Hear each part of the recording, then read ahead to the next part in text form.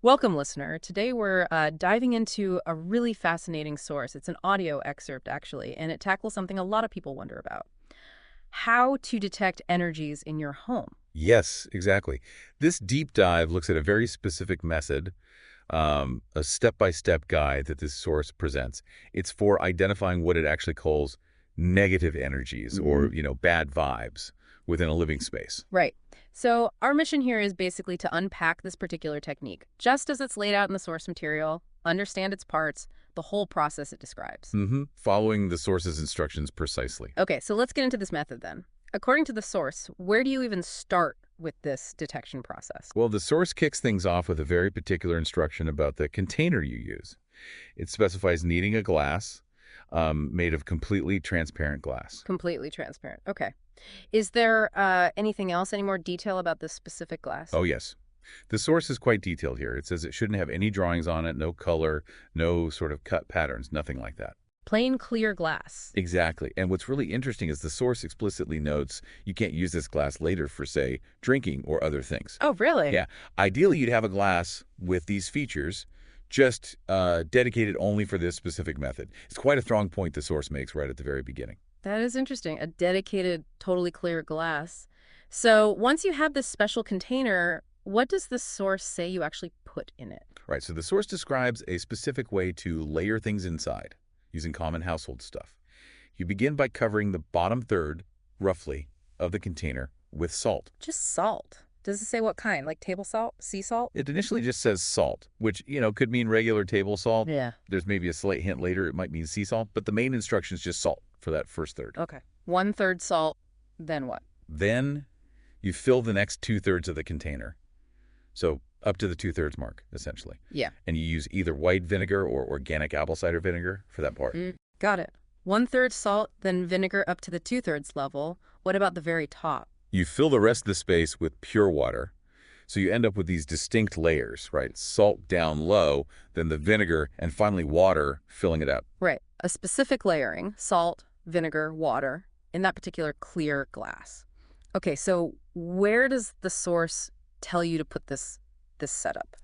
You then take the prepared glass to a room in your house where you feel, or perhaps just think, the bad vibes might be strongest. Hmm. The source gives examples like maybe places where guests usually are, or common areas where everyone in the home spends time together. So a place you perceive might have that specific energy. Gotcha. And how long does it stay there? The instruction is to put it somewhere kind of hidden, like in a corner, and then leave it completely still for 24 hours. 24 hours. Yes, and the source really stresses this.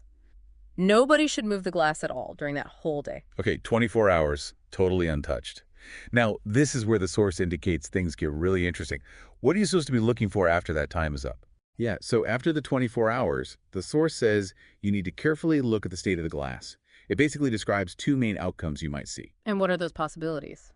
Well, first, if the glass looks exactly the same as when you left it, the salt layers look the same, the liquid's clear, then the source indicates that those bad vibes aren't present in that particular room. Okay, so if nothing changes, that room's clear. What do you do then? In that case, the source says you just take the glass to another room you want to check out, and you repeat the whole process again there. New room, same setup. Makes sense. Move on to the next area. But what about the other outcome the source mentions? Right. The other possibility is if you look at the glass and it seems as gasified, which sounds like maybe fizzy or bubbly, Gasified. Huh? or if it looks smudged, or if it's developed some color. Specifically, it mentions looking dyed green. If any of that happens, the source says this means you need to make a clean energy. Make a clean energy. Yeah. Okay. And it also adds that basically any strange thing happening to the container could be because of these energy issues it talks about. It uses these terms as gasified and any strange thing without really defining them further, which makes the observation part pretty broad, actually. So, okay, according to the source, fizzing, smudges, a green color, or really just any strange thing are the signs that these bad vibes are present in that room. If you see those changes, what's the next step the source gives? If you see those indicators, yes, the source tells you to take the glass, pour or dump the contents directly into the toilet, and then flush it away. Flush it down the toilet, okay. Then you have to wash the glass container very thoroughly. Get rid of the contents, clean the glass. Does the source suggest that fixes the energy problem in that room? No, not necessarily, Mm. according to what the source says.